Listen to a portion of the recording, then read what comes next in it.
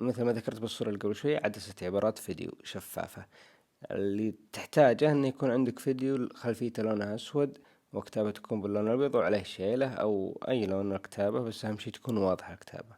وراح تقدر تحط فيديو وانت تصور يومياتك فيه كتابة متحركة وعليها شيلة او عليها مقطع صوت او قصيدة، عن طريق السناب شات بدون استخدام برامج خارجية.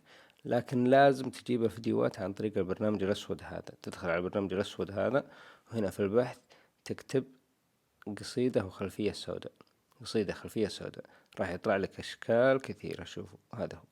مثلا أنا بختار الشكل هذا أو أي شكل ثاني. أنا مجهز فيديو زي كذا نفس الشكل هذا، أنا مجهز فيديو. بعد ما تحفظ الفيديو عندك بالجهاز، ادخل على السناب شات، بعدين ادخل على البحث اللي موجود هنا، بعدين اكتب هنا عبارات فيديو، عبارات فيديو زي كذا. راح تطلع لك عدسة حقتي، هذه هي مساعد الشراري، وهذه مكتوب عبارات فيديو شفافة. افتح عليها زي كذا، ومن البوم الكاميرا اختار القصيدة اللي تبغاها. شوفوا كيف شكلها، شوفوا كيف كتابة، شوفوا بالكاميرا الخلفية، هذه هي. طيب نبغى نجربها الحين مع الصوت مع كل شيء. يعني بدخل هنا وبرجع اسمع الصوت.